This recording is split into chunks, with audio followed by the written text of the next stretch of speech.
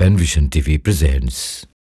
সুপ্রিয় দর্শক, আসসালামু আলাইকুম। আপনাদের সবাইকে স্বাগত জানাচ্ছি প্যানভিশন টিভির নিয়মিত অনুষ্ঠান দি লিজেন্ড অনুষ্ঠানে। জীবন্ত কিংবদন্তিদের নিয়ে আমাদের এই আয়োজন। এখানে আমরা কিংবদন্তিদের কথা শুনি, তাদের জীবন থেকে অনুপ্রেরণা লাভ করি। তেমনি একজন কিংবদন্তি তুল্য কবি এবং সম্পাদক, আমাদের সকলের অত্যন্ত শ্রদ্ধাভাজন ব্যক্তিত্ব, বাংলা ভাষার অন্যতম প্রধান কবি মোশাররফ হোসেন খান। আসসালামু আলাইকুম। ওয়ালাইকুম আসসালাম ওয়া রাহমাতুল্লাহ। কেমন আছেন মোশাররফ ভাই? আলহামদুলিল্লাহ, ভালো আছি। দি লিজেন্ড অনুষ্ঠানে আপনাকে পেয়ে আমরা খুবই আনন্দিত যে আপনি আমাদেরকে সময় দিয়েছেন। আমিও অত্যন্ত আনন্দিত এবং খুশি। আমার সুপ্রিয় দর্শক শ্রোতা যারা আছেন তাদের সবাইকে আমি শুভেচ্ছা জানাচ্ছি, সালাম জানাচ্ছি। মোশাররফ ভাই, আমরা আপনার জীবনের একদম খুঁটিনাটি কথাগুলো একটু মোটামুটি যতটুকু পারি আমরা আজকে শুনব। আপনি এই কবিদের একজন আইডল বলবো আমরা এই সময়ের, যে যারা কবিতা লিখছেন, বিশেষ করে বিশ্বাসী কবিদের আপনি অগ্রজ হয়ে গেছেন এখন। আপনার পেছনে যারা আছেন তারা আপনাকে অনুসরণ করেন, আপনাকে তারা বিভিন্নভাবে ফলো করেন। আমি দেখেছি, শুনেছি, এবং সারা দেশ আপনি চষে বেড়াচ্ছেন কবিতা নিয়ে। আপনার এই কবিতা লেখার কাহিনী শুনবো, কখন থেকে শুরু হলো। তার আগে আপনার শৈশবের দিনগুলোর কথা যদি একটু বলতেন, যে শৈশবটা আপনার কেমন ছিল? শৈশবের দিনগুলো কি বলবো, অন্যান্যদের ক্ষেত্রে যেমনটি হয় আমার ক্ষেত্রেও তার খুব ব্যতিক্রম না। ব্যতিক্রম কিছু তো অবশ্যই ছিল। আমার পরিবারটি ছিল নিম্ন মধ্যবিত্ত পরিবার। আচ্ছা। সুতরাং গ্রামে নিম্ন মধ্যবর্তী পরিবার বলতে যা বোঝায়, একটা পরিবারের অবস্থা যেমন হয়, মানে একটু টানাটানি ছিল। টানাটানি তো অবশ্যই ছিল। আমরা ভাই বোন, কত ভাই বোন, কয়জন ভাই বোন আপনারা? আমরা মোট 5 ভাই 2 বোন। তো বড় ভাই তো ইন্তেকাল করছেন, এখন 2 বোন আছে আর আমরা 4 ভাই আছি। কিন্তু সবাই এখন বড় আমি হয়ে গেছি। আচ্ছা। তো যাই হোক, শৈশবে বেশ টানা পড়েন, অভাব দারিদ্র্যের মধ্য দিয়েই জীবন কাটছে।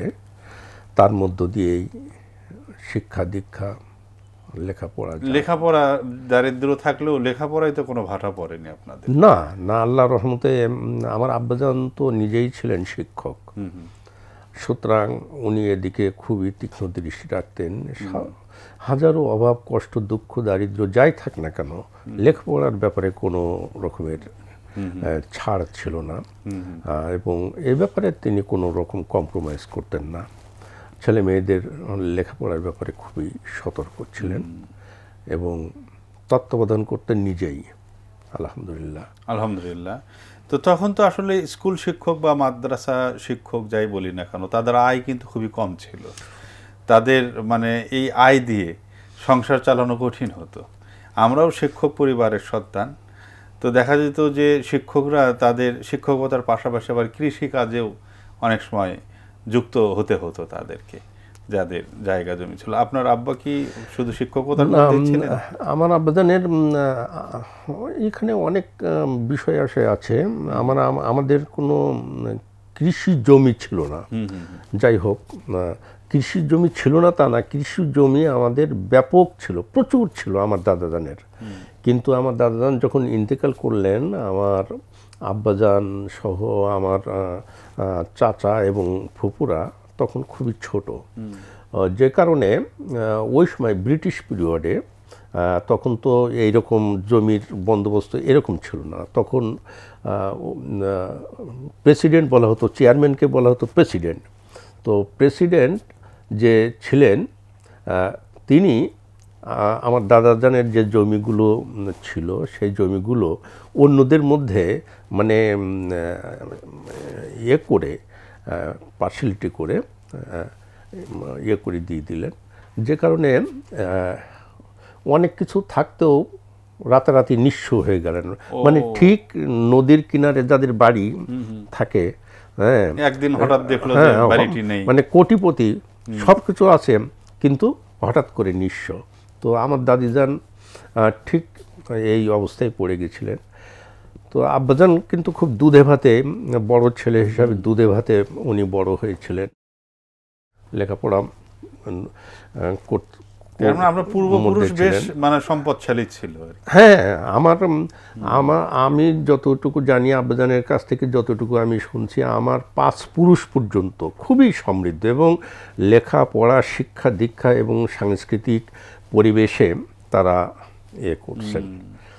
যে মনে হয় আমার ভেতরেও আমার বড় ভাইকেও তো চেনা আছে অনেকের, তারা দেখলে বুঝবেন যে আমরা কেমন পরিবার থেকে উঠে আসছি, এটা বোঝা যাবে। না, সেটাই আমি এই কারণে জিজ্ঞেস করলাম আপনাকে, যে গ্রামের একেবারে দরিদ্র ফ্যামিলির মানে কোনো মানুষ বা তাদের সন্তানরা কিন্তু যে হঠাৎ করে রাতারাতি শিক্ষিত হয়ে যায় এমন না, তাদের একটা পেছনের একটা ইতিহাস থাকে, একটা জিনগত ব্যাপার থাকে। তো সেটি ছিল কিনা? তো আমার ধারণাই সত্যি হলো যে আপনার বড় ভাই একজন খুব নামকরা মুহাদ্দিস আবু সাইদ, উনি যশোর 2 আসনের এমপি ছিলেন। তো এখানে একটা কথা বলি, আমার দাদাজানের যে হাতের লেখা, সংস্কৃত হাতের লেখা, সেই খাতাগুলো কিন্তু আমরা দেখেছি, আমি, আমার বড় ভাই।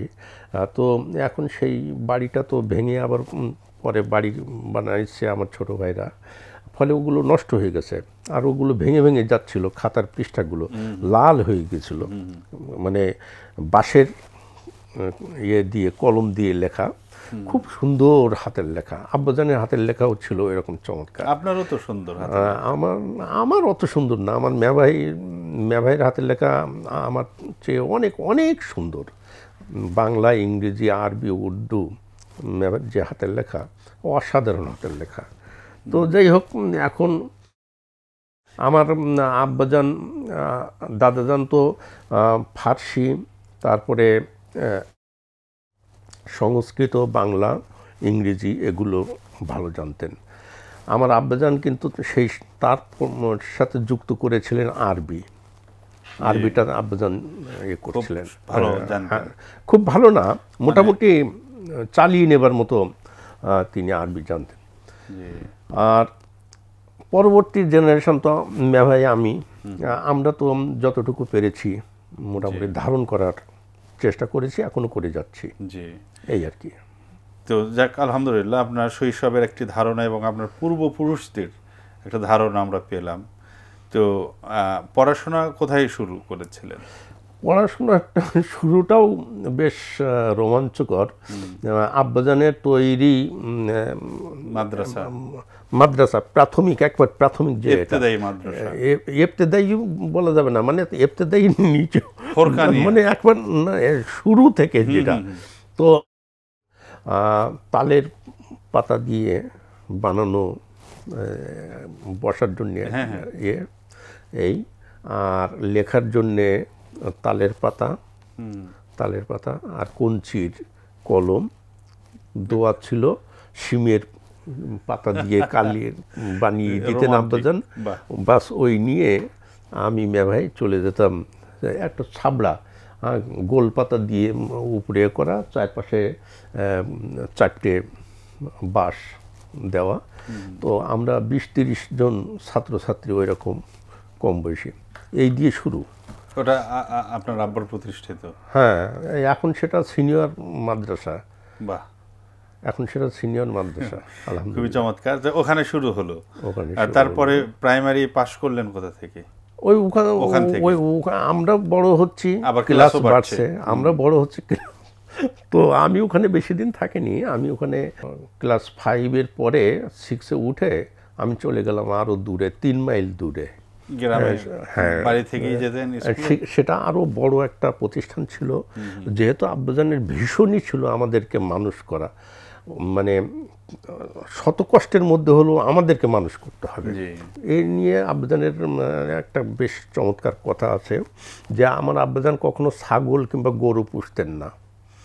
তো পাড়ার আমার তালেব দাদা ছিলেন, তো উনি আব্বাজানকে বলতেন যে তুমি যদি 2-5টা গরু কিংবা ছাগল পুষতে তাহলে তো মানে তোমার একটু মানে কাজে লাগতো, উন্নতি হতো। এরা ছাগল গরু পালতো পড়াশোনার ফাঁকে ফাঁকে।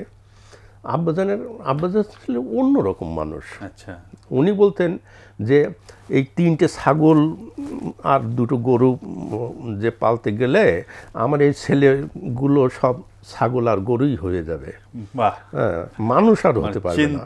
বরং ওরা যদি শিক্ষিত হতে পারে তাহলে এরকম হাজার হাজার ছাগল গরু ওরা নিজেরাই কিনতে পারবে। না, খুবই চমৎকার। এই হলো ওনার দৃষ্টিভঙ্গি ছিল। ফলে আমি ওখান থেকে চলে গেলাম দূরে যে গেলেন তা লজিং থেকে না লজিং থাকতাম, সে এক জীবন। আচ্ছা, লজিং জীবনের অভিজ্ঞতাটা কেমন ছিল? পড়াতেন তো, ছাত্র পড়াতে হতো? হ্যাঁ, ছাত্র পড়াতে হতো।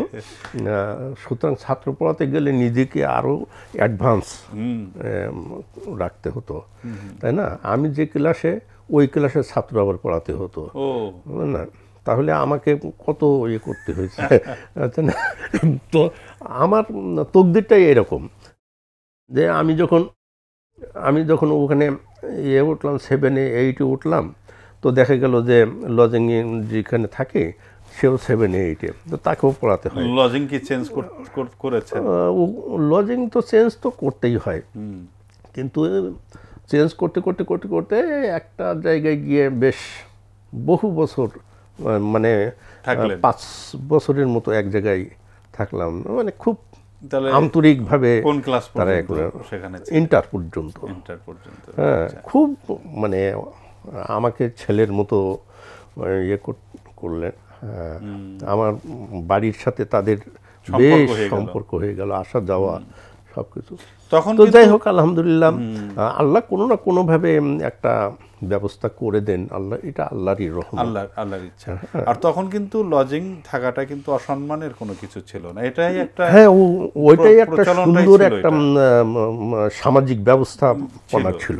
এবং এর মাধ্যমে দেখা যাচ্ছে যে যারা লজিং রাখছেন তাদের ছেলে মেয়েরাও মানুষ হচ্ছে, আবার পাশাপাশি অন্য একজনও সেখানে থেকে পড়াশোনা করার কোচিং এর কোনো ব্যবস্থা ছিল না, তো কোচিং এই সমস্ত না। তো খুবই ভালো।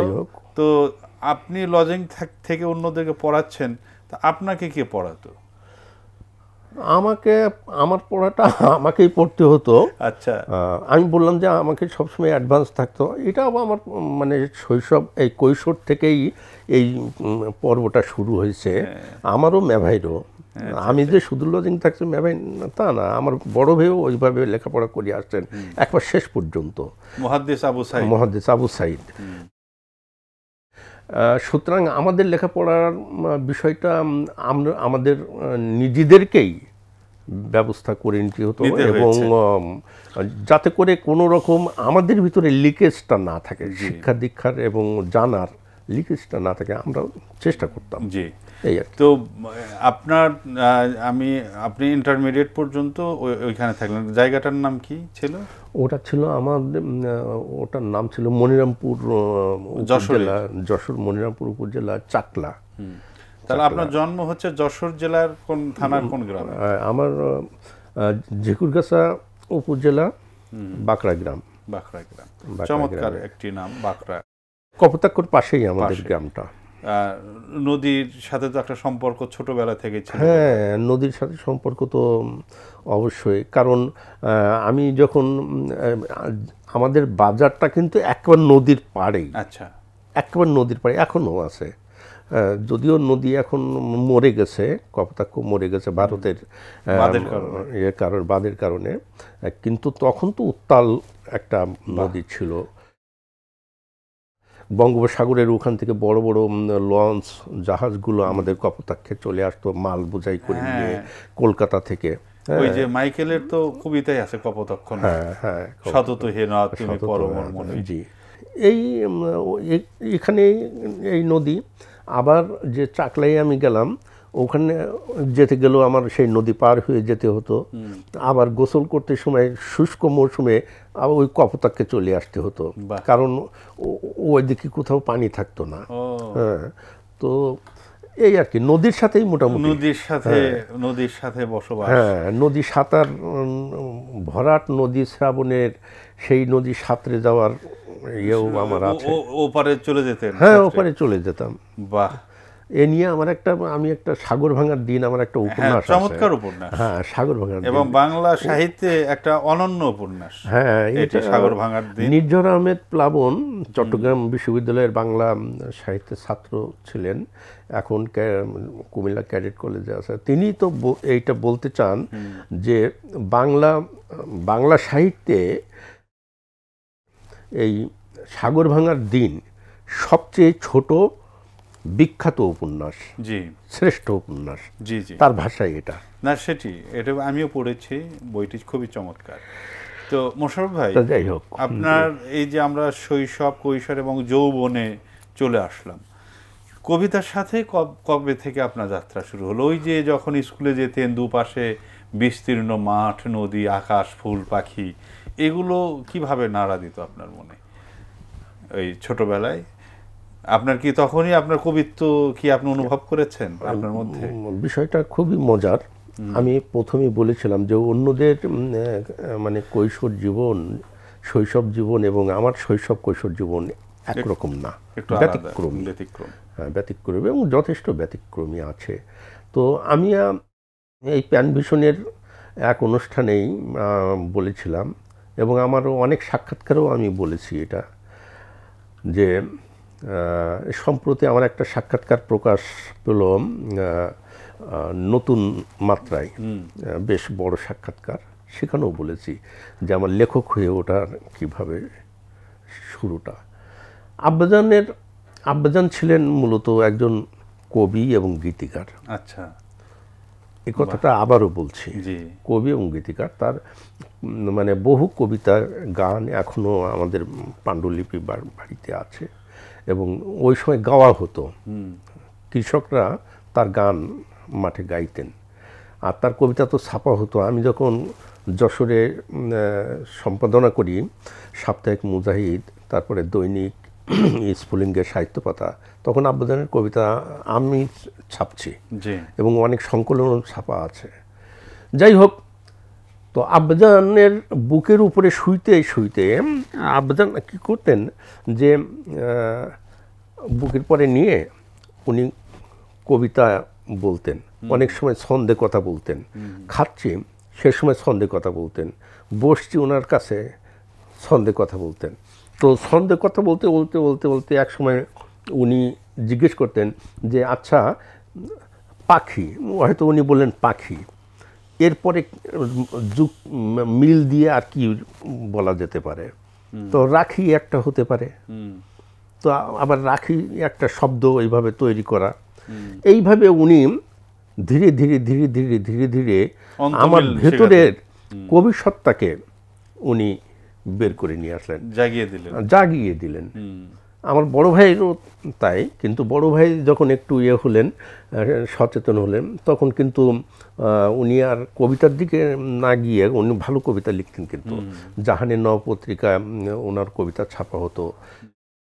তো উনি সচেতন হয়ে রাজনীতির দিকে চলে গেলেন, আর আমি সাহিত্যের দিকেই থেকে গেলাম, এই আর কি। জি। তো প্রথম লেখাটা মানে কখন বেরিয়েছিল আপনার? লিখেছেন কবে এবং কাগজে ছাপা হলো কবে? না, প্রথম কবিতা যা লিখছে তা কাগজে ছাপা হয়নি, কারণ উঠোনে ধুলোবালি দিয়ে যা লিখেছি আঙুল দিয়ে, সেগুলো তো আর করা হয়নি, কাগজে লেখা হয়নি।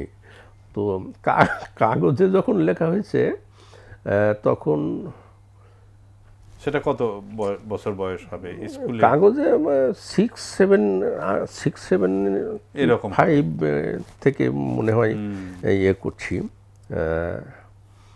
কিংবা তারও আগে থেকে কাগজের লেখালেখি চর্চা করছি। যাই হোক, কিন্তু প্রথম কবিতাটা যখন ছাপা হয় তখন তো মানে স্কুলে পড়েন বোধহয়? হ্যাঁ, স্কুলে পড়ি। গোধূলি সময় নামটাই কি চমৎকার! গোধূলি সময়।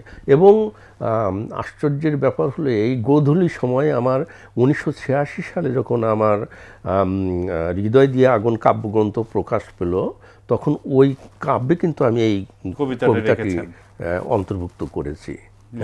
গোধূলি সময় মানে জীবনের প্রথম ছাপা কবিতা। 1-2 করে চলে গেল অবাধ্য সময়। হ্যাঁ, ঠিক এইরকম ভাবে কবিতাটা থাকলে আজকে আমি সমগ্রটা আনলে পড়া যেত। তো যাই হোক, ওই সময় যে দৃষ্টিভঙ্গি অন্তত বোঝা যেত। মানে ভাষার গভীরতাটা তখনই যে ছিল, নামের মধ্যেই তো সেটা ফুটে ওঠে। না, এই ভাষার বিষয়টা আরেকটু বলি, এটা আব্বাজানের অবদান। কারণ উনি আমাদেরকে ছোট বয়সেই অনেক বড় করে ফেলছিলেন, মানে জ্ঞান গরিমায় ভাষায়।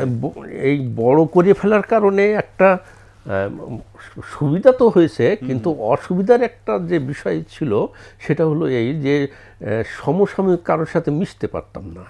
ও, তার কারণ তাদের থেকে আপনি ভাষা জ্ঞানে অনেক এগিয়ে। আমি শুধু না, আমি আমার বড় ভাই মানে কারোর সাথে খেলতেও পারতাম না, বুঝছেন না? তারা একটু আপনাদেরকে অন্য দৃষ্টিতে দেখতো। এরা তো মানে আমাদের কোনো খেলার সাথী ছিল না। আমরা 2 ভাই হলাম আমাদের খেলার সাথী। আর আমাদের মানে করতে যেতে হতো, কোথায় কোন শিক্ষক আছে সেই শিক্ষকদের সাথে অনেক দূর, 2 মাইল 3 মাইল 1.5 মাইল দূরে তাদের সাথে গিয়ে দেখা সাক্ষাৎ, কথাবার্তা এইভাবে করতে হতো। আর আব্বাজান তো আমাদের মানে যখন থাকতেন সাথে, তখন তো আর অন্য কোনো দিকে যাবার কোনো প্রশ্নই উঠতো না। যাক, চমৎকার। এখন আমরা আপনার স্কুল ইন্টারমিডিয়েট পড়েছেন কোথায়? ওখানেই, ওই ঝেকরগাছ ইয়াতে, মনিরামপুরে, মানে মাদ্রাসায় মানে আলিম পড়লেন। তো এই সময়ে কি সম্পাদনাটা কি তখনই শুরু করেছেন নাকি আরো পরে? না, সম্পাদনাটা শুরু করছি আমি আরো পরে। ওই লিটল ম্যাগের আগেই আমার পত্রিকা সম্পাদনা শুরু হয়ে গেছে। সেটা হলো, আমি 1978 সালে চলে আসলাম যশোরে। 1978 সালে চলে আসলাম, এসে সেখানে সাপ্তাহিক মুজাহিদের সাথে আমি সম্পৃক্ত হয়ে গেলাম। যশোরে কি কারণে আসলেন? যশোরে আমি বলি তাহলে, এখানে আরেকটু পরিষ্কার করা দরকার। যে কারণে আমি ঢাকায় আসছি সেই কারণেই আমি যশোরে আসছিলাম। সেটা হলো যে আমি যখন বুঝলাম যে আমার সাহিত্যকে বিকাশ করার জন্যে, সাহিত্য সংস্কৃতির যে এটাকে যদি আমি বিকাশ করতে চাই, পরিস্ফুটন ঘটাতে চাই, তাহলে আমার এই ক্ষুদ্র পরিসরে হবে না, সম্ভব না। কারণ গ্রামে তো কোনো পত্র পত্রিকা নেই, কোনো লাইব্রেরি নেই, আছে ওই একটা ঢিল মেল মারলে ওখানে আস্তে করে ওখানে মিশে যায়, ওইটা আর কোথাও আসে না। তো কথা বলার সাথী পাচ্ছি না আমি ওখানে। কারোরকে আমার একটা লেখা পড়ানোর মানে পড়ানোর যে সেটাও আমি পাচ্ছি না, কিংবা কারোর কাছ থেকে একটা যে লেখা শুনবো সেটাও আমি পাচ্ছি না। তো সব কিছু মিলে আমার সাহিত্যের প্রসারের জন্যে আমার যশোরে আসা। আচ্ছা, তো যশোরে আসে তকদির এগুলো। আমি যশোরে কোনো এর আগে কিন্তু আমি যশোর শহরে কখনো বেড়াতে আসিনি। আচ্ছা, কখনো না।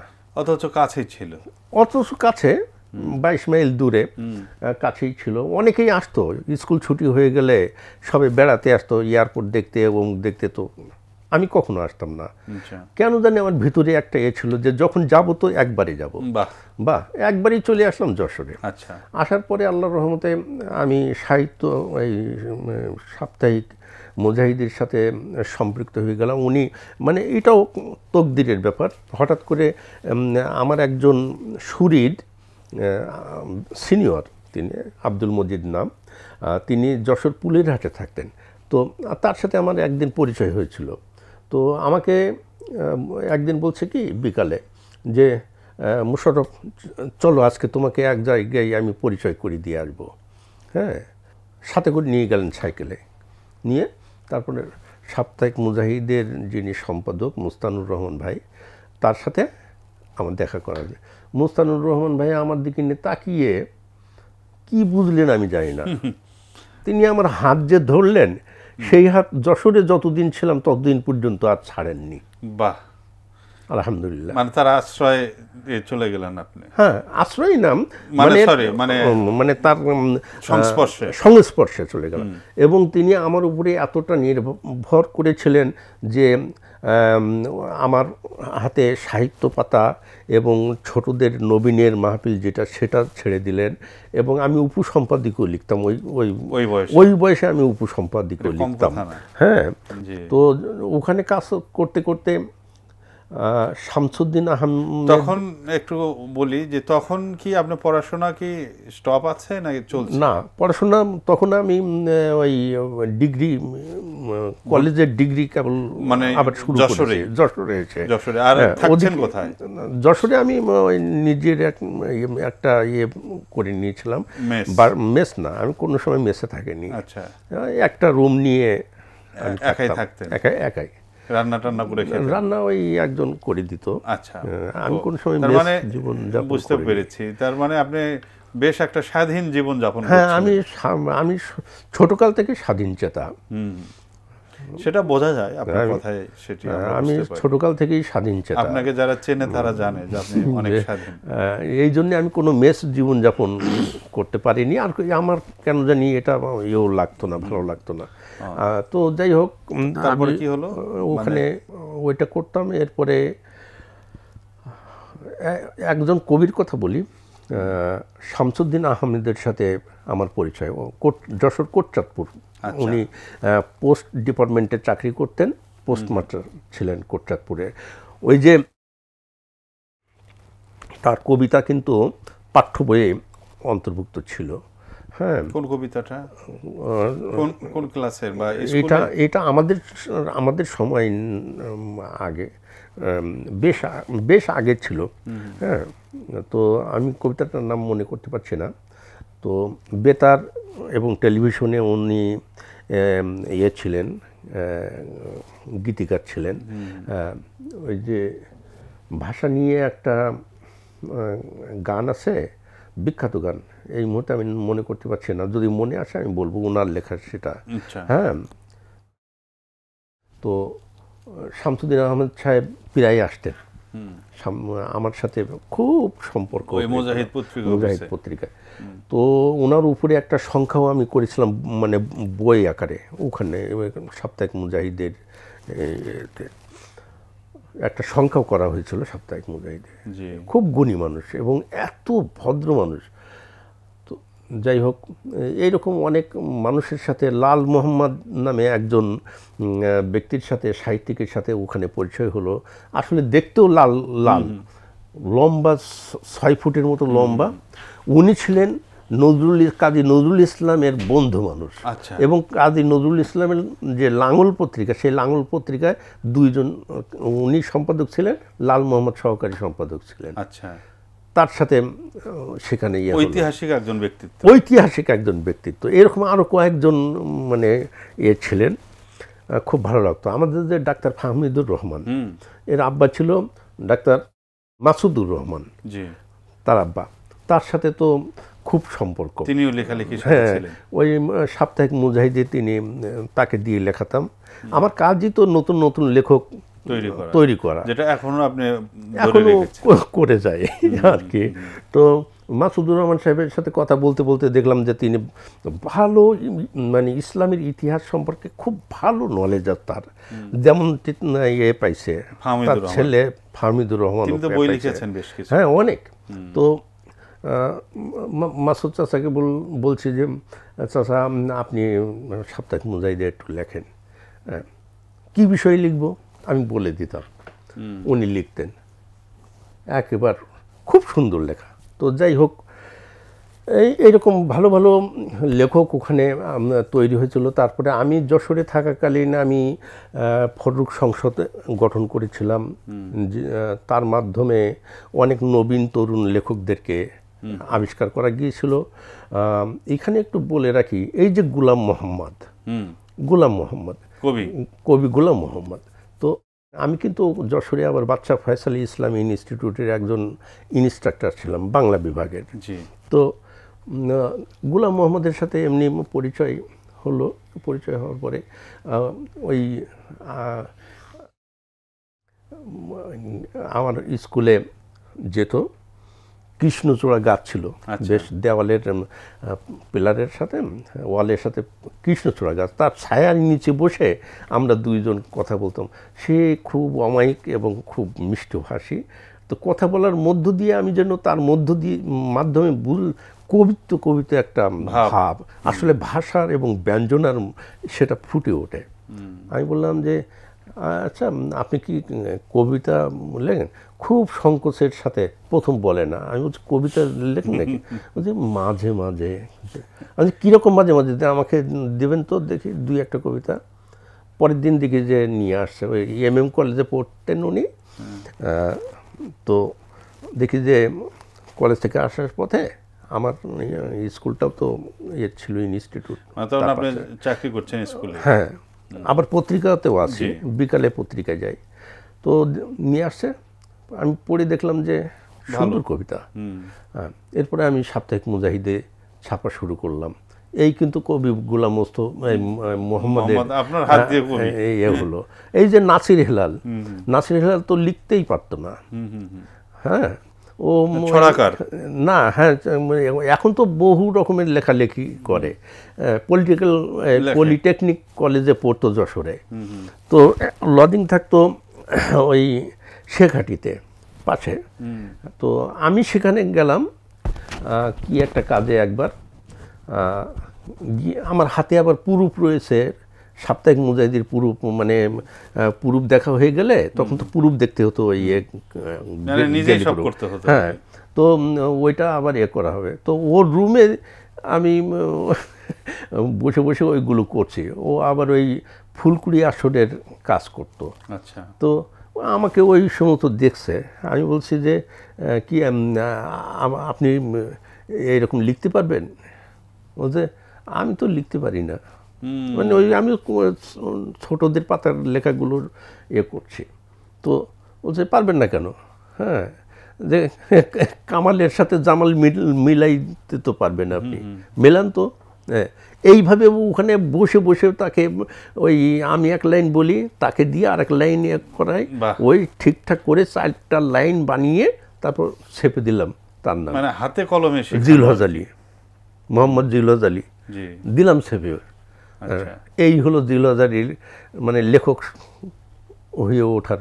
ওনার নাম কি মোহাম্মদ জিলহজ আলী? হ্যাঁ, তো জিলহজ আলীর লেখক হয়ে ওঠার এই কাহিনী। সে বলবে না এগুলো এখন, আর বলা উচিত না তার। আমিও এটা বললাম, এটা পারলে ডিলিট করে দিলেই ভালো হবে। কিন্তু এটা ইতিহাস, কিন্তু এটাই ইতিহাস, তাই না? তিনি পরে তো অনেক লেখালেখি করেছেন, এখনো লিখছেন। হ্যাঁ, এখনো লিখছে। হ্যাঁ, এবং তিনি একটি পত্রিকায় একটি বিভাগেও তিনি চাকরি করেছেন। হ্যাঁ হ্যাঁ, নয়াদিগন্তে। তো আপনি এই যে লেখক তৈরি করার যে প্রজেক্টটা হাতে নিয়েছিলেন, এটা কি মানে ইচ্ছাকৃতভাবে নাকি এমনি শখের বসে? না না না, শখ না, যে আপনি চেয়েছিলেন যে লেখক তৈরি হোক? হ্যাঁ, কারণ এটা আমার নিজের বেদনা থেকেই তো পরের বেদনা বোঝা যায়। জি। আপনার লেখা কোথাও দিয়েছেন, ছাপেনি, এরকম হয়েছে কি কখনো? না, আমি ওই পর্যন্ত কাউকে সুযোগ দেই না। আমি লেখা দেব আর আমার লেখা ছাপবে না, ও তখনকার কথা বলছি। তখনও আমার আত্মমর্যাদার ব্যাপারে আমি সকল সময় সচেতন। জি, আত্মমর্যাদার ব্যাপারে। তো আমি এমনটি করব না, এমন লেখা আমি কাউকে দেব না যে লেখা সে না চেপে বাস্কেটে ফেলে দিয়ে দেবে। এমন লেখা তো আমি কাউকে দেব না, কারণ আমি নিজেকে এইভাবে বাস্কেটে মানে ওই আমার লেখা ফেলা না তো, ওটা আমাকে ফেলে দেওয়া, এই সুযোগ আমি কাউকে দেব না। সুতরাং আমার হাত দিয়ে যে লেখাটা যাবে সেটা আমি 1 মাস হোক, 2 মাস হোক, 5 মাস হোক, সেটাকে আমি মানে ভালো করে দেখে শুনে তারপরে আমি আমার হাত থেকে সে লেখাটা দেই। তো একটা কথা বলি, আমি যখন যশোরে ছিলাম। যশোরে আপনি কত সাল পর্যন্ত ছিলেন? আমি ছিলাম 1985 সালের 30 নভেম্বর পর্যন্ত। মানে ওই গ্রাম থেকে গিয়েছিলেন 1978 সালে। 78 সালে গেলেন আর 85 সাল, প্রায় 7 বছর। হ্যাঁ, তো যশোরে বহু কাজ করেছি আমি, ছেলেদেরকে নিয়ে বহু কাজ করেছি আল্লাহর রহমতে। সংগঠন করেছেন কোনো? ওই যে বললাম যে ওখানে দেখলাম যে আসলে শুদ্ধ সাহিত্য সংস্কৃতির কোনো প্ল্যাটফর্ম নেই। আমি ফটক সাহিত্য সংসদ তৈরি করে তার মাধ্যমে এই যে জিলজ আলী, তারপরে আরও অনেক ছেলে, আরও ইয়াং ছেলে, তাদেরকে আমি মানে করেছিলাম, এক জায়গায় করেছিলাম আল্লাহর রহমতে। এবং তাদের মধ্য থেকে কেউ কেউ ভালো লেখক হয়ে উঠেছিল। তো যাই হোক, এখন কথা হচ্ছে যে লেখক তৈরি করার আমার একটা মানে নিজের দায়বদ্ধতা থেকে কারণ আমাকে তৈরি করার জন্যে কেউ সেইভাবে এগিয়ে আসেনি। কিন্তু আমি দেখলাম যে এটা অত্যন্ত কষ্টের একটা ব্যাপার। একটা গাছ একা একা বেড়ে উঠছে, তাই না? কোনো পানি নেই, কোনো কিছু নেই। ওই কবে বৃষ্টি হবে, হ্যাঁ, কবে বৃষ্টি হবে, সেই বৃষ্টির পানিতে গাছটা বেড়ে উঠবে, তাই না? কিন্তু আত্মশক্তি খুব বড় একটি কথা। আল্লাহর রহমত, আত্মশক্তি। আমি এই আত্মশক্তি, আত্মবিশ্বাস নিয়েই শুরু করেছিলাম, এখনো সেই অবস্থাতেই আছি। তো আমি যশোরে থাকতে আমি খুব ক্লিয়ার করে দিয়েছি, এতেও নতুন মাত্রার যে সাক্ষাৎকার, সেখানেও আমি ক্লিয়ার করতে। অনেকে মনে করে যে মোশাররফ ভাই বোধহয় ঢাকায় এসেই লেখক হয়ে উঠছে। না না না না, আমি যশোরে থেকে আমার লেখক সত্তা, কবি সত্তা স্টাবলিশ করে তারপরে আমি ঢাকায় এসেছি, কবি হয়ে ঢাকায় এসেছি। এখানে এসে আমি কবি হইনি। আমি যশোরে যখন ছিলাম তখন পশ্চিমবাংলার বহু জেলা থেকে আমার কবিতা প্রকাশিত হতো। তারপরে বাংলাদেশে এমন কোনো পত্রিকা ছিল না, দৈনিক হোক, সাপ্তাহিক হোক, মাসিক হোক, পাক্ষিক হোক, এমন কোনো পত্রিকা ছিল না যে পত্রিকায় আমার লেখা ছাপা হতো না। এই যে মতিউর রহমান মল্লিক, তারপরে এই মুকুল চৌধুরী, এদের সাথে পরিচয় হয়েছে আমার লেখার মধ্য দিয়ে। হ্যাঁ, আমি লিখছি, মল্লিক ভাই তো খুব কম লিখতেন, খুবই কম। হ্যাঁ, তিনি আসলে লেখার চাইতে আমি যশোরে থাকতে তো এই যে সমস্ত হাসান আলিম, আমাদের যে বন্ধু সার্কেল, এদের সাথে আমার কিন্তু ওই যে আব্দুল হালিম খাঁ, সব পরিচয় হয়েছে লেখার মধ্য দিয়ে। দেখা যাচ্ছে যে এক পৃষ্ঠায় আমাদের অনেকের লেখা রয়ে গেছে। এইভাবেই আমাদের মানে পরিচয়ের সূত্রটা গড়ে উঠছে। ঢাকায় যখন আসলাম তখন তো মোটামুটি ঢাকায় আমরা আসবো, কিন্তু ঢাকায় আসার আগে আরো একটু বলি যে আপনি ওখানে পড়াশোনা শেষ করলেন। হ্যাঁ, ডিগ্রি ওখান থেকে কমপ্লিট করলেন। তখন তো খুবই যুবক, ওই বয়সে কি প্রেমের কবিতা টবিতা কিছু লেখা হয়েছে? না, আমার কেন জানি আমার দিয়ে ওই না, একটা বয়সে তো মানুষের এই ধরনের ভার্স তো বের হয় কলম দিয়ে। হৃদয় দিয়ে আগুনে আমার আছে। যাই হোক, মানে আমার প্রেম মানেই হলো সেখানেও হলো যুদ্ধ। আচ্ছা, আপনি আসলে বিপ্লবী কবি। হ্যাঁ, প্রেম গল্পে গল্পে হাত ধরা নয়, হাত ধরে চলা নয়, কঠিন সংগ্রামে শুরু হোক পথ চলা, মানে এই ধরনের এরকম কিছু ভাবটা জেগেছিল কিনা? তারপরে এখন বলো না প্রিয়ে প্রেমের কথা। আচ্ছা, ওই এখন মানে আমার এটাই ছিল এইরকম অবস্থা। তো প্রণয়ে আবদ্ধ হয়েছিলেন কি যশোরে থাকতেই নাকি ঢাকায় আসার পর? বিয়ে, সে তো আরেক বিষয় না। ঢাকায় আসার পরে হৃদয় দিয়ে আগুন বেরোলো, প্রকাশ পেল 86 সালে। 87 সালে আমার নেচে ওঠা সমুদ্র প্রকাশ পেল। এরপরে বিয়ে আর কি, বিয়ের পিঁড়িতে বসতে হলো। আচ্ছা, তাহলে আমরা বিয়ের বিষয়টা আরো একটু পরে আসি, যেহেতু আমি ভেবেছিলাম যে যশোরেই বোধহয় কর্ম, কিন্তু তার ওই সময় কোথায় আমার। হ্যাঁ, তাই তো। একদিকে মানে কবিদের নিয়ে সংগঠন, ওদিকে ওদিকে ইয়ে আমার ইনস্টিটিউট, ওদিকে দুটো পত্রিকা, স্ফুলিঙ্গ এবং হচ্ছে মুজাহিদ।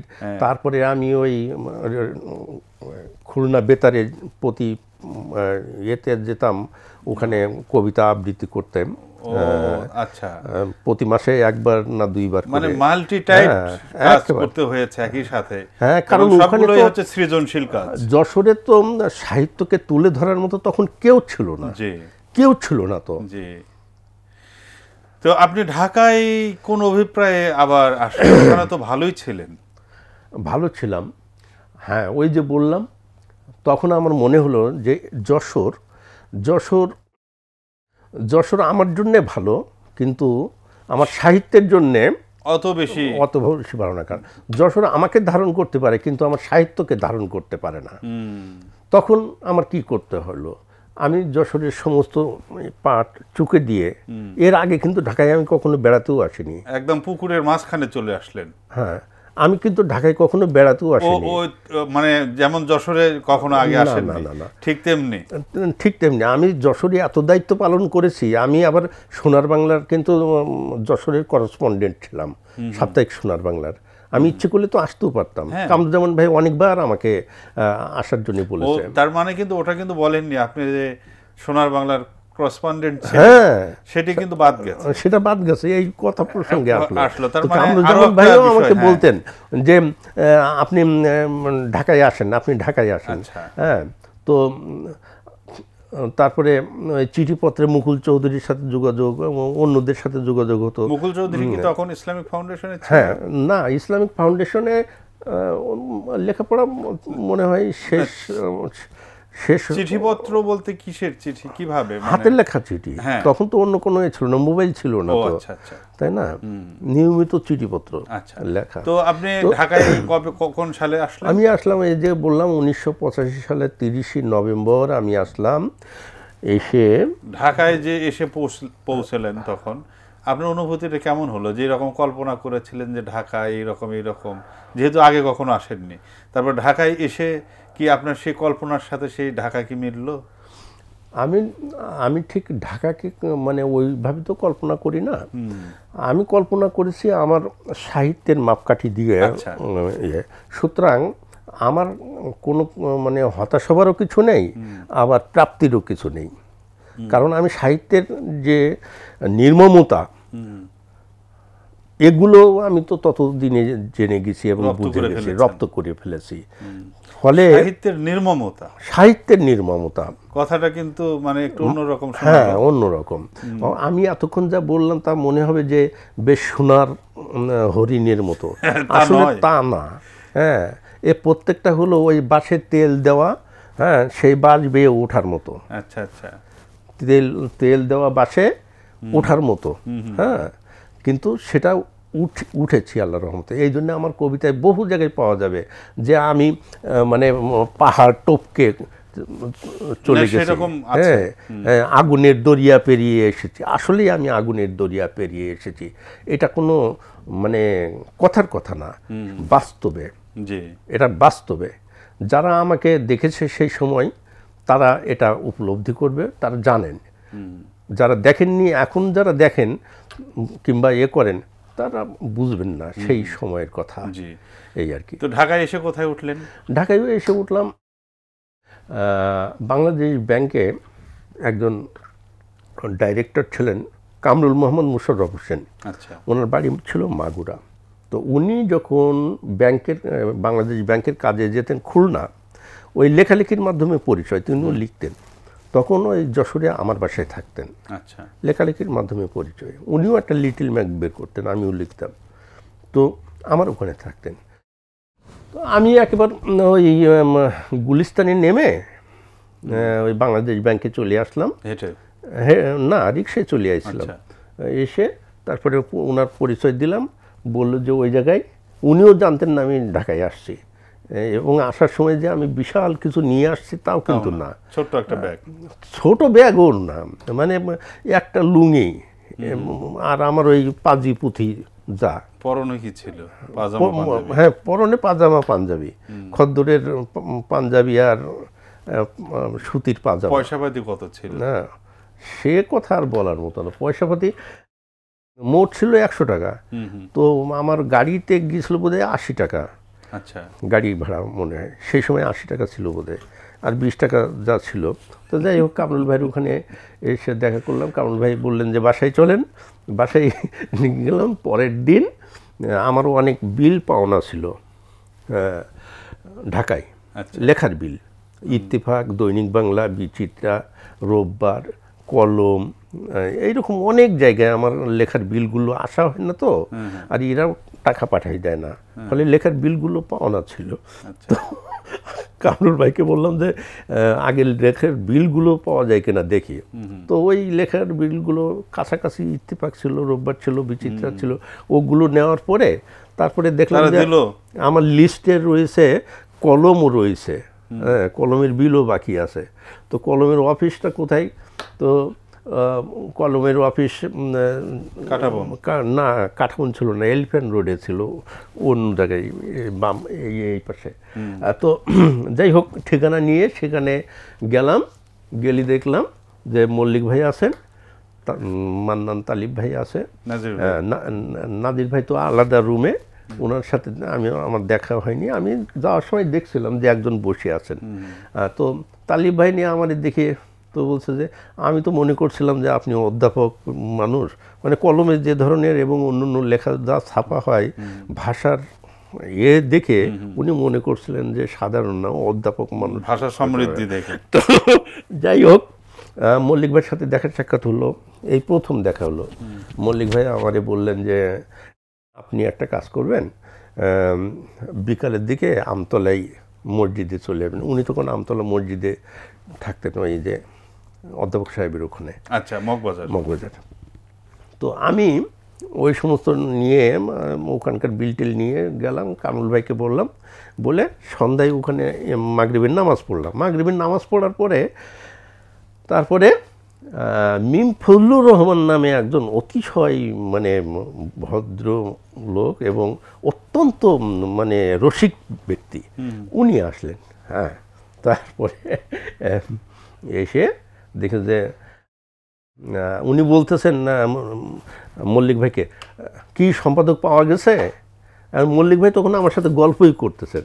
মল্লিক ভাই তাড়াতাড়ি আমার হাতটা তার হাতে নিয়ে দিয়ে বলছে, হ্যাঁ হ্যাঁ, এই তো আপনার সম্পাদক পাওয়া গেছে। বাহ, তার মানে তারা আগে থেকেই প্ল্যান করে রেখেছে? না, আচ্ছা, মল্লিক ভাইয়ের কাছে একজন সম্পাদক উনি চাচ্ছিলেন। সেটা হলো কি, তারপরে আমাকে ঠিকানা দিলেন। পরদিন এতে গেলাম, এই যে ইস্কাটন রোডে ঠিকানা দিলেন। আমি গেলাম, গেলে তারপরে আল ইত্তিহাদ নামে একটা পত্রিকা বের হবে, সেই পরিকল্পনা চলছিল। এখন তার একজন সম্পাদকের দরকার। তো সেখানেই মোটামুটি ইয়ে হয়ে গেল, ওই যেদিন আসলাম তারপর ওই দিনই মোটামুটি 1 তারিখ থেকে। তো আপনার সাথে সাথেই তো এই আর কি, ওখান থেকে আল ইত্তিহাদ, তারপরে বড় রকমের একটা সিরাত সংখ্যা বের করে দিলাম, প্রথম সংখ্যা দিয়ে আরও কয়েকটা সংখ্যা বের করলাম। এরপরে নাম হলো উম্মাহ ডাইজেস্ট হয়ে গেল। আচ্ছা, উম্মাহ ডাইজেস্টও চললো বেশ কয়েক সংখ্যা, চলার পরে আর এগোতে পারলো না। তো এরপরে আবার বেকার থাকেনি, আল্লাহ আমাকে বেকার রাখেননি, হ্যাঁ বেকার রাখেনি। সাথে সাথে পরের দিনই বোধ হয় মাহবুবুল হক ভাইয়ের পিসিপি লিমিটেড ওখানে বুলবুল আমাকে সংবাদ দিচ্ছে যে মাহবুব ভাই আপনাকে দেখা করতে বলছে। বুলবুল সরোয়ার? হ্যাঁ, বুলবুল সরোয়ার। তো এর মধ্যে আরও কথা আছে যে সাহিত্য সংস্কৃতি কেন্দ্র কিন্তু এর মধ্যেই গঠন হয়ে যায়। আমি আসলাম ডিসেম্বর, মানে 30 নভেম্বর এখানে আসলাম আমতলায়। 20 জানুয়ারি মল্লিক ভাই, আমিও ওখানে থাকতাম। তো গোলাম মোহাম্মদ আর আমি একসাথে থাকতাম। তো যাই হোক, 20 জানুয়ারি আমি মল্লিক ভাই আর আব্দুল মান্নান তালিব ভাইয়ের বাসায় এটা ইয়ে হয়েছিল। এই 3 জন মিলে মহানগরীর মানে মুজাহিদ ভাইয়ের অনুমতি ক্রমে একটা ইউনিট গঠন করা হলো, শাখা সাহিত্য সংস্কৃতি কেন্দ্র নামে। এই সাহিত্য সংস্কৃতির যাত্রা শুরু হলো। ওখান থেকে পরিচয় হলো, আমাকে তালিব ভাই বললেন যে জামেদ আলী ভাইয়ের সাথে দেখা করতে। উনি গ্রিন হোমিও হলে শান্তিনগরে বসতেন। গেলাম পরদিন, জামেদ আলী ভাই ইনক্লুড হলেন, এরপরে পাঠালেন মাহবুব ভাই। এইভাবে মোটামুটি একে একে আব্দুল মান্নান ভাই, একটা মোটামুটি হয়ে গেল। তো যাই হোক, সেখান থেকে মাহবুব ভাই আমার চেনা হয়ে গেল, জানা হয়ে গেল। তো একদিন দেখতে বুলবুল সরোয়ার আমার বলছে, এখানে যখন এই আমার এটা পত্রিকাটা বন্ধ হয়ে গেল, যে মাহবুব ভাই আপনাকে দেখা করতে বলছে। তো দেখা করলে উনি সাথে সাথে ওই পিসিবিতে আমাকে করলেন। হ্যাঁ, এরপরে আসাদ বিন হাফিজকেও নিলেন, কিন্তু অবদান আছে অনেক। হ্যাঁ, বুলবুলকেও ওখানে রাখছিলেন। তো এই আর কি। তো ওখান থেকে যখন হলো, তখন এটা যখন 92-তে যখন বন্ধ হয়ে গেল কোম্পানিটা, তখন আমি নতুন কলম, হ্যাঁ, বিআইসিতে, তখন আমি প্রথমে মাসিক পৃথিবীতে যোগদান করলাম। আচ্ছা, হ্যাঁ, সেও আবার একটা মজার কাহিনী। ওখানে যেদিন সব কিছু আমি অফিসের বুঝিয়ে দিয়ে সাজ্জাদ ভাই এখানে চলে আসলাম সংগ্রামে দেখা করতে। তো আপনার কি এরকম মনে হয়নি যে আমি তো আজকে থেকে বেকার হয়ে গেলাম, কবে কি হবে না হবে? আমার ওই সাহিত্য ছাড়া আমার মাথায় আর কোনো চিন্তা নেই, যা হয় হবে। কি বেকার কি সকার ও নিয়ে আমার কোনো মাথা ব্যথা নেই। এর মধ্যে কি পয়সা পাতি কিছু জমাচ্ছেন নাকি সব খরচ? কোথায় পয়সা জমানো?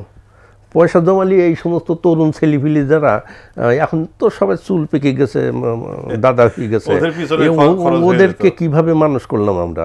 আচ্ছা আচ্ছা, ওরা তো ছাত্র ছিল একেবারে, তাই না? মানে সেই সমস্ত কথা তো একটা অন্য প্রসঙ্গ, তাই না? মল্লিক ভাই আমি এদের জন্য কি করেছি সে আল্লাহ কেবল জানেন, আর বলার দরকার নেই। যাই হোক, এখন মাহবুবের ওখানে ওইটা এগুলো, তারপর ওই পৃথিবীতে গেলাম। পৃথিবী, তারপরে এক সময় পৃথিবী থেকে মল্লিক ভাই ওখান থেকে করে আসলেন কলম পৃথিবী, দুটোই একসাথে আমার দায়িত্ব ছিল। এর মধ্যে কিন্তু ওই যখন নয়া দিগন্ত বের হয়, তখন আমার কাছে কিন্তু মীর কাসেম আলী ভাই কয়েকজনকে পাঠিয়েছিলেন, আমি নাম বলছি না। তিনজনকে আমাকে পাঠিয়েছিলেন সাহিত্য বিভাগের দায়িত্ব নেওয়ার জন্য। কিন্তু শর্ত একটা ছিল যে আমি তখন মাসিক পৃথিবী, মাসিক কলম, তারপরে ছাত্র সংবাদ, কিশোর কণ্ঠ, এই 4টে পত্রিকা আমি সম্পাদনা করি। তো 4টে পত্রিকার তাহলে লেখক সংখ্যা কী পরিমাণ? আবার দৈনিক সংগ্রামের সাহিত্য পাতায় আমি কিন্তু সাজ্জাদ ভাইকে হেল্প করি, লেখাটেখা দিয়ে। সাত্তার ভাই, ডক্টর আশরাফ সিদ্দিকী, কাজী দিয়ান মোহাম্মদ, ইনাদের লেখাটেখা দিয়ে আমি করি। কিন্তু শর্ত একটা দিলেন যে আমি অন্য কোনো পত্রিকার সাথে থাকতে পারবেন না। কিন্তু তখন আমার মনে হলো যে না, এটা আমার পক্ষে সম্ভব হবে না। তাহলে তো লেখক তৈরি, দৈনিক পত্রিকা, সাহিত্য পত্রিকা কখনো লেখক তৈরি করতে পারে না, কখনো না। আপনি দেখেন তো একটা কোনো দৈনিক পত্রিকা একজন লেখক তৈরি করে দিয়ে দিয়েছে, এটা কখনো হয় না। আমি এক কথায় আমি ক্যান্সেল করে দিলাম। পত্রিকা, লিটল ম্যাগ, এগুলো সাপ্তাহিক, হ্যাঁ, এগুলোতে লিখলে সাধারণত হ্যাঁ লেখক তৈরি করা যায়। তো এই জন্য আমি বললাম যে না, সম্ভব না, এই আর কি। আচ্ছা, তারপরে আপনার তো তখন কত সাল? নয়া দিগন্ত বের হলো তো অনেক পরে আপনার হলো, মানে এতদিন আপনি না, অনেক পরে মানে কি মনে হয় 2000 সালের পরে। তো হ্যাঁ, 2000 সালের পরে বের হলো, তাও তো কম না, এখন 24 সাল চলছে। না, আপনার সাথে মিলে বলছি যে আপনি 90-এর দশকে এসে পৃথিবীতে মাসিক কলম এগুলোতে যুক্ত হলেন। তারপরে এখানে ওই যখন আমি মানে 92 সালেই আবার লেখা শুরু করলাম, কিশোর কণ্ঠে সাহসী মানুষের গল্প লেখা শুরু করলাম, ধারাবাহিক। তো এটা তো একটা চমৎকার আপনার বই। আপনার সৃজনশীলতা নিয়ে আরো কথা বলবো পরে। তো এর মধ্যে আপনার জীবনে আর কি কি পরিবর্তন হলো? বিয়ে শাদী, এগুলো, সংসার, এটা কত সালে? বিয়ে শাদীটা 1987 87 সালের শেষের দিকে আর কি। 85-তে আসলেন ঢাকায়, 87-তে বিবাহ করলেন, এই তো আর কি, শেষের দিকে। এখন সে বিষয়ে সে কাহিনী কি একটু শুনবো আমরা? না আমি এত কিভাবে হলো, বিষয়টা আগে হলো কি, থেকে পরিচিত? না না না না তা না, এটা হলো কি, আমার সিদ্ধান্ত ছিল যে বিয়ে শাদী আমার দিয়ে হবে না, আচ্ছা সংসার আমার দিয়ে হবে না। আচ্ছা, কিন্তু আপনি তো খুব চমৎকার সংসারী একজন মানুষ, এখন আমার কাছে মনে হয়।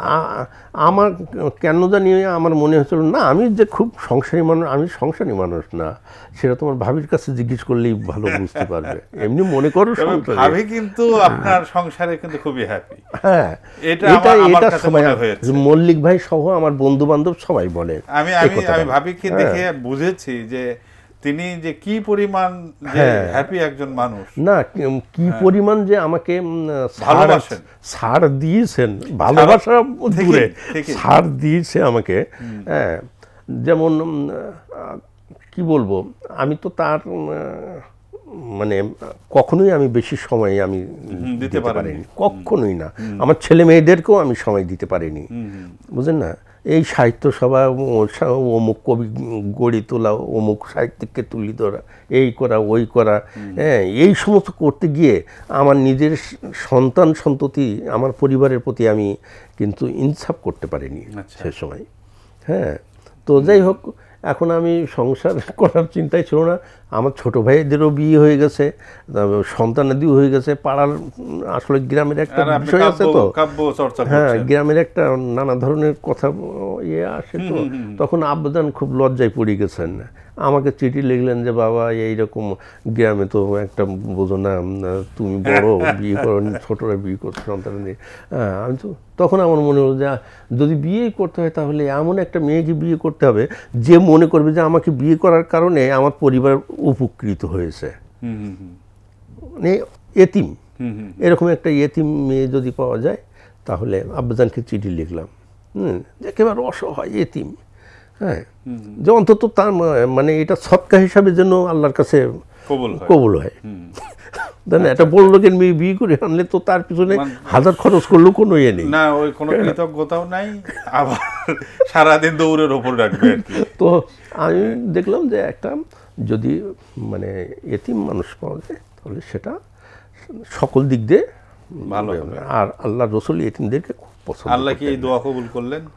হ্যাঁ, আব্বাজান দেখি যে চিঠি পাঠানোর বেশ 15-16 দিন পরে একটা চিঠি পেয়েছেন যে এরকম একটা মেয়ে পাওয়া গেছে, তো তুমি কি বলো, যে তার আব্বাও নাই মাও নাই, মামারা মানুষ করে। তো আমি মানে কোনো কিছুই আর না এ করে আব্বাজানকে বললাম যে আল্লাহর রহমতে আমি আসবো, আল্লাহ তৌফিক দান করলে আমি বৃহস্পতিবারের রাত্রে আসবো, আগামী বৃহস্পতিবার রাত্রে, শুক্রবারের দিন মানে এ করা যাবে, কাজ শেষ করা যাবে। ওই বলে চিঠি লিখে দিলাম, ওইভাবে বৃহস্পতিবার রাত্রে চলে গেলাম। পরদিন শুক্রবার ছিল, পুকুর থেকে গোসল করে চাচার এক পাড়ার চাচার সাইকেলের পিছনে নিয়ে উঠে পড়লাম যে চল, চমৎকার ইয়ে করে আবার সন্ধ্যার পরে চলে আসলাম। পরের দিন শনিবার কি রোববারে আবার ঢাকায় চলে আসলাম। রেখে আসলেন? হ্যাঁ, ওইবার রেখে আসছিলাম, এরপরে আবার গিয়ে নিয়ে আসছিলাম। আলহামদুলিল্লাহ। তো সেটাও তো একটা বেশ মানে কাব্যময় বিয়ে আর কি। না, আমার অত সময় নেই তো, ওখানে অনেক সময় দেওয়ার যে ব্যাপার স্যাপার, এগুলো সময় দেওয়া, আর সাহিত্য ছাড়া আর কোথাও সময় দেওয়ার আমার সুযোগ নেই, ছিল না।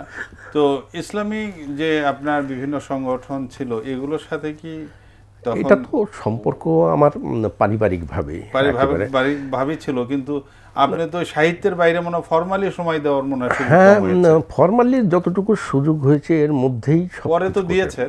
না, আগেও যতটুকু সুযোগ হয়েছে দিয়েছে, না হলে এই সাহিত্য সংস্কৃতি কেন্দ্র আমরা কিভাবে করলাম?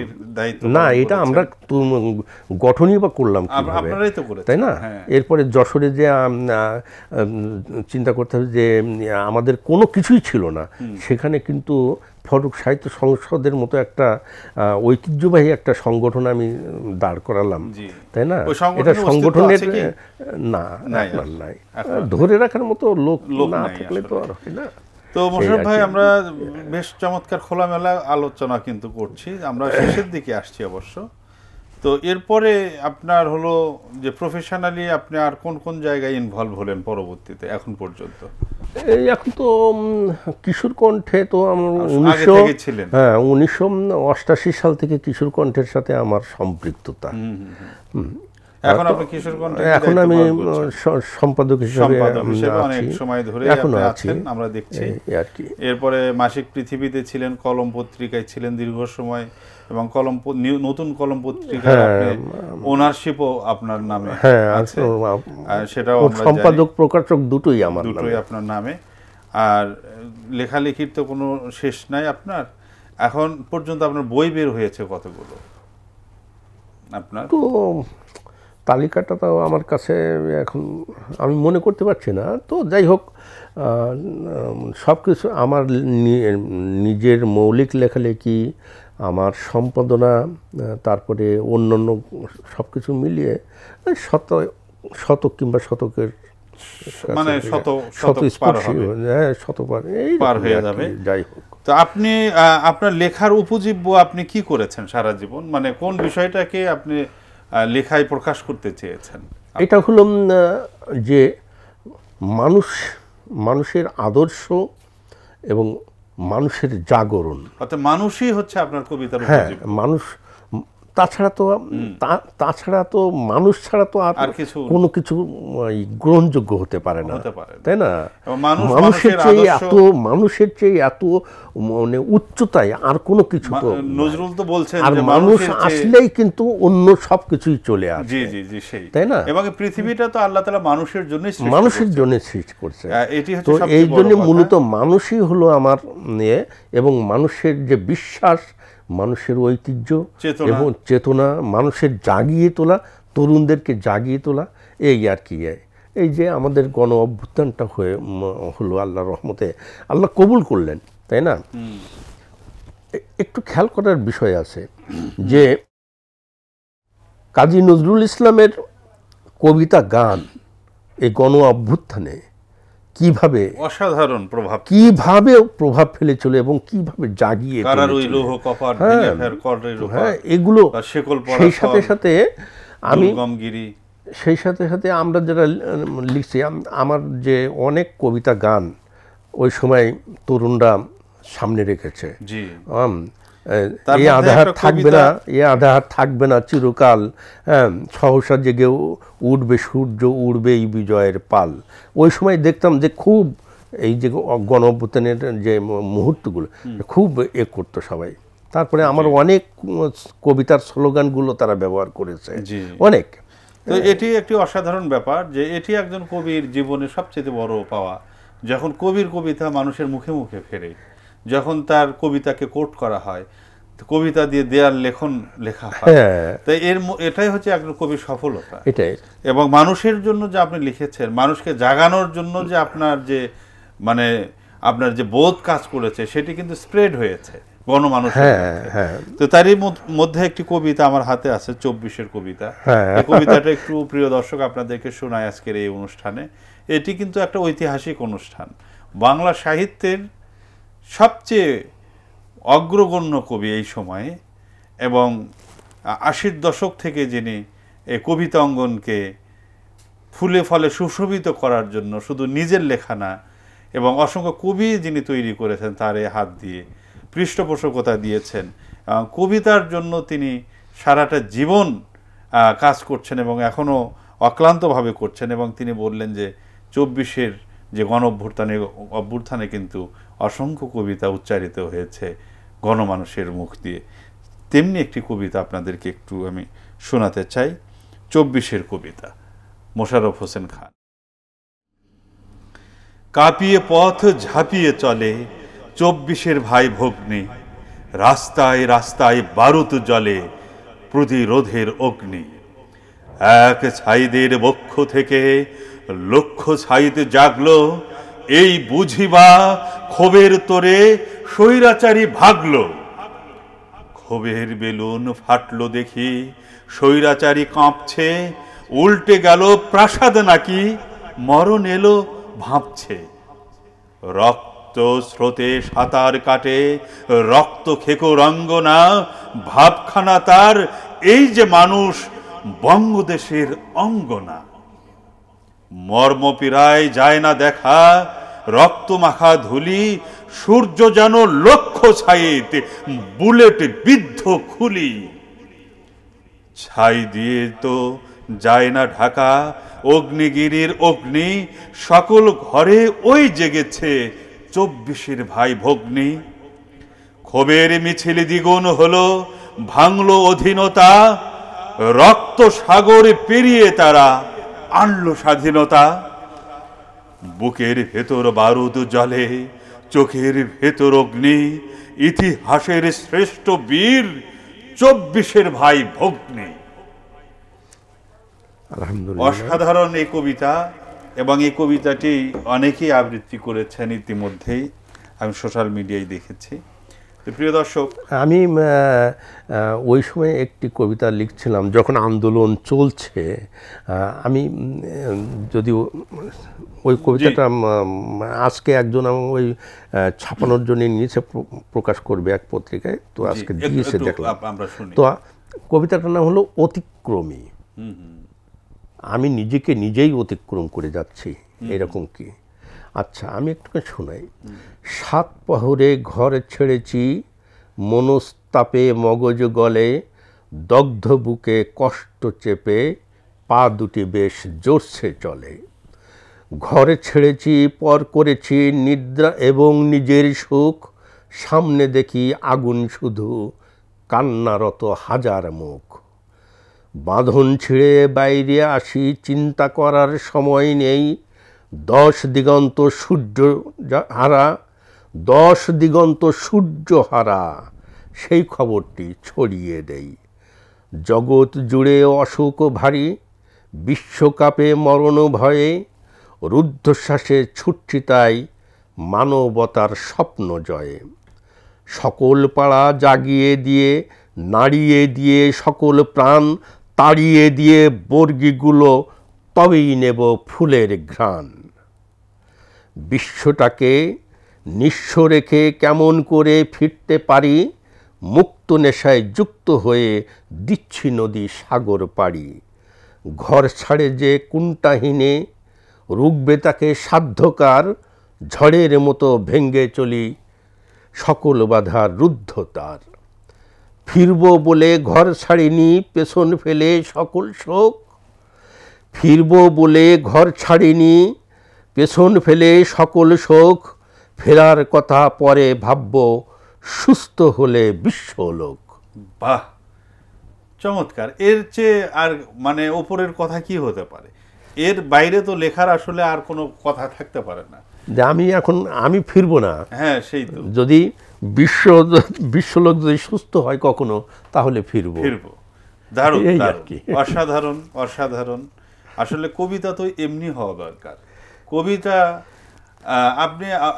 আপনাকে আমি জিজ্ঞেস করেছিলাম আজকের অনুষ্ঠানে যে ওই যে হাত ধরাধরি করে চলা প্রেমের কবিতা আপনি কখনো না আমার এইসব এগুলো কখনো টানেনি? না, আমরা জাগিয়ে দেওয়ার জন্য সবসময় আজান দিয়ে গেছেন কবিতার মাধ্যমে। দারুণ, দারুণ, অসাধারণ। তো মোশাররফ ভাই, আমরা অনুষ্ঠানের শেষের দিকে, আপনার জীবনে কি কোনো অপ্রাপ্তি অনুভব করেন? না, আল্লাহ আমাকে যা দান করেছেন, আলহামদুলিল্লাহ। আমার যা আল্লাহ পাক দিতে চেয়েছিলেন সবই দিয়েছেন। আমি যা পাইনি সেটুকু আমার পাওয়ার কথা ছিল না। যা আমার পাওয়ার কথা ছিল আল্লাহ পাক সবই আমাকে দান করেছেন, আলহামদুলিল্লাহ। আমি অত্যন্ত আল্লাহর প্রতি কৃতজ্ঞ, আলহামদুলিল্লাহ। আমার কোনো অপ্রাপ্তি, কোনো রকম অপ্রাপ্তি জানায় না। মানুষ তো এসে খেলে আক্ষেপ করে যে এই পেলাম না, সেই পেলাম না। না, আমি আল্লাহ পাক আমাকে আর কি দেবেন? আমাকে কি দেবেন আর? আল্লাহ পাক তো আমাকে সব দিয়েছেন। সবচেয়ে বড় যেটা দিয়েছেন সেটা হলো আপনাকে অসাধারণ কাব্য প্রতিভা দিয়েছেন। সেটাও তো আমি মনে করি না, কারণ আমি আল্লাহ পাক যে আমাকে, আমি সবচেয়ে যেটা মনে করি যে লেখালেখি এই যে প্রতিভা, এটা আল্লাহর দেওয়া একটা বিশাল নিয়ামত। সেই নিয়ামতটাই আল্লাহ পাক আমাকে দান করেছেন। কতটা দান করেছেন সেটা আমি নিজে পরিমাপ করতে পারবো না, পরিমাপ করতেও যায় না। আমি কত বড় কবি এটা আমি কখনোই ভাবতে যাই না। এইরকম বোকামি আমি কোনো সময় করি না। আলহামদুলিল্লাহ। তো আল্লাহ, আমি শুধু চেষ্টা করি আল্লাহ পাক এই যে নিয়ামতটুকু আমাকে দিয়েছেন, যে নিয়ামতের হক আমি সবসময় পালন করার চেষ্টা করি। কথা হচ্ছে এই যে একজন মানুষের আল্লাহ পাক অনেক নিয়ামত দিয়েছে, সেই নিয়ামতের হক যদি তিনি পালন না করেন, আল্লাহ পাকের কাছে জবাবদিহি করতে হবে না? অবশ্যই। 5 কোটি টাকা দিয়েছে, যে 5 কোটি টাকা কীভাবে খরচ হলো, আল্লাহ পাক দিয়েছে, তাহলে আল্লাহ পাকের কাছে জবাবদিহি করতে হবে না? তো আমার যে আল্লাহ পাক নিয়ামত দিয়েছে, এই নিয়ামতের হক যদি আমি আদায় না করি যথাযথভাবে, তাহলে নিয়ামতের ব্যাপারে যখন জিজ্ঞেস করবেন, তাই না, তো আমি আল্লাহর কাছে কি জবাবদিহি করব? এই জায়গা থেকে আমি এই দায়বদ্ধতা থেকে আপনি সবসময় চেষ্টা করে যাচ্ছেন। তো মোশাররফ ভাই, আপনার ছেলে মেয়ে কজন? আমার 1 ছেলে 2 মেয়ে। আলহামদুলিল্লাহ। মেয়েদের কি দুইজনেরই বিয়ে হয়ে গেছে? না, বড় মেয়ের বিয়ে হয়েছে, আমার টুইন নাতি, এই তো 1 বছর 2 মাস চলছে, মাশাআল্লাহ আমার এখানে আছে। আলহামদুলিল্লাহ, বেশ নাতিদেরকে নিয়ে তো তাহলে ভালোই আছেন। হ্যাঁ, আছি আর সব দিক দিয়ে। আর ছোট মেয়েটা ইন্টার পরীক্ষা দিয়েছে, রেজাল্ট সামনে কি আসে। আলহামদুলিল্লাহ। ছেলেটা বিয়ে করছে, আছে, এই সব মিলিয়ে ভালোই আছেন, আলহামদুলিল্লাহ। এবং আমি সবসময় দেখি আপনার ভিতর কখনো আমি বিষাদ না, আমি পরিতৃপ্ত মানুষ। আমি আল্লাহর কাছে সবসময় পরিতৃপ্ত, আলহামদুলিল্লাহ। আলহামদুলিল্লাহ। আমি দেখিনি কখনো আপনাকে, আমি তো দীর্ঘ সময় আমরা একসাথে কাজ করেছি। এই যে আমি একটা কথা বলি, এই যে গণ অভ্যুত্থানের পরে অনেকেই ফেসবুকে দেখি লেখালেখি করছে, আমাকে অমুক জায়গায় দেখতে চাই, তমুক জায়গায় দেখতে চাই, এই করতে চাই। হ্যাঁ, আমি খুব বিব্রত বোধ করেছি। হ্যাঁ, আমি ফোন করে পরবর্তীতে বলে দিয়েছে যে এইভাবে আর কখনো এ করবে না। কারণ আমার মনে হয় আপনারা লক্ষ্য করেছেন, আমি কখনোই কোনো পদে, বড় পদে যাবার জন্য কখনোই আমি লালায়িত না, এবং আমি সবসময় নিজেকে গুটিয়ে রাখার জন্য চেষ্টা করি। কারণ নিজেকে গুটিয়ে রাখলে একটু কাজ করার সুযোগ থাকে, তাই না? তো আমি কেন, আমার বড় ভাই এমপি ছিলেন, হ্যাঁ, আমি যদি সুযোগ নিতে চাইতাম তাহলে কত সুযোগ আমি নিতে পারতাম ভাই হিসাবে, ইমিডিয়েট ভাই হিসাবে। উনি আমাকে বলেছিলেন যে ন্যামভবনে, উনি তখন ন্যামভবনে থাকেন, যে তুমি এখানে এত কষ্ট করে থাকো, এই কয় টাকা পাও, তার আবার ঘর ভাড়া দিয়ে তোমার শেষ হয়ে যায়, তোমার তো ছেলে মেয়ে নিয়ে চলতেও অনেক কষ্ট হয়, তুমি ন্যামভবনে আসো। উনি ফ্যামিলি নিয়ে আসেনি, একাই থাকতেন। হ্যাঁ, বিশাল মানে রাজকীয় প্রাসাদ। আমি বললাম, ভাই না, আল্লাহ পাক আমাকে যেমন রেখেছেন আলহামদুলিল্লাহ। আমি কখনোই, একবার মাত্র সংসদ ভবনে গেছি, তাও আব্বাজানকে উনি এনেছিলেন, আব্বাজানের উপলক্ষেই আমি গিয়েছিলাম, তাছাড়া আর কখনো আমি যাইনি। আমি মেয়াবাই যখন মানে শপথ নিতে এখানে আসছিলেন, আমার বাসায় ছিলেন, তারপরে শপথ নেওয়ার পরে আমি মেয়াবাইকে বলেছিলাম ওই শাহবাগের নামিয়ে দিয়ে রিক্সায়, যে মেয়াবাই আপনার পথ এইটা আর আমার পথ এইটা, আমরা যেন 2 পথকে এক না করে ফেলি। জি জি জি জি, আলহামদুলিল্লাহ। আমি তেমন একজন মানুষ না, এটি জানি আমরা, আপনার সেই ব্যক্তিত্ব, আপনার এই অসাধারণ যে পথ চলা, এটি আসলে একটা ব্যতিক্রম আপনার, এটা আমরা জানি। তো মোশাররফ ভাই, আপনি আর কি কাজ এই পৃথিবীতে রেখে যেতে চান, কি প্ল্যান করেছেন? এখন আমার কোনো কাজের প্ল্যান নাই, আমি কখনো কাজের প্ল্যান করি না, মানে বিশেষ করে লেখালেখির প্ল্যানটা আমি করি না। কারণ এটা সম্পূর্ণ আমি দেখেছি, প্ল্যান করে আমি কোনো কিছুই করতে পারিনি। আল্লাহ যতটুকু আমাকে দিয়ে করাতে চেয়েছেন আমি সেটুকু করেছি। এমন অনেক সময় হয়েছে যে আমার শরীরে কুলাচ্ছে না, কিন্তু আল্লাহ চাচ্ছেন যে তুই এটা করবি। আমার শরীরে কুলাচ্ছে না, কিন্তু প্রচণ্ড জ্বর নিয়ে আমি সে কাজ করে ফেলছি, প্রচণ্ড অসুস্থতার মধ্য দিয়ে আমি সে কাজ করে ফেলছি। আবার দেখা যায় যে আমি সুস্থ আছি, আমি আর কোনো কিছুই করতে পারছি না। তো এরকম সুতরাং এটা আমি সবসময় এটা আল্লাহর কি দিকে আপনি তাকিয়ে থাকি। বুঝতে পারেন যে আল্লাহ এখন চাচ্ছে, হ্যাঁ বা অবশ্যই এখন চাচ্ছে, এখন চাচ্ছেন, আমি বুঝতে পারি তো বুঝতে বটেই। পারে। হ্যাঁ। এটা তো একটা ইলহাম এক ধরনের। এলহাম তো বটেই। এছাড়া মানে অন্যরা জোর করে কবিতা লেখা যায়, শব্দের ব্যায়াম একটা। আব্দুল মান্নান সাহেব বলতেন যে মানে লিখতে পারে না, যেহেতু আগে লিখেছে কিছু শব্দ এক জায়গায় নিয়ে মোটামুটি ব্যায়াম করা একটা জোর জবরদস্তি করে আর কি। সেটা অবশ্য করা যায়।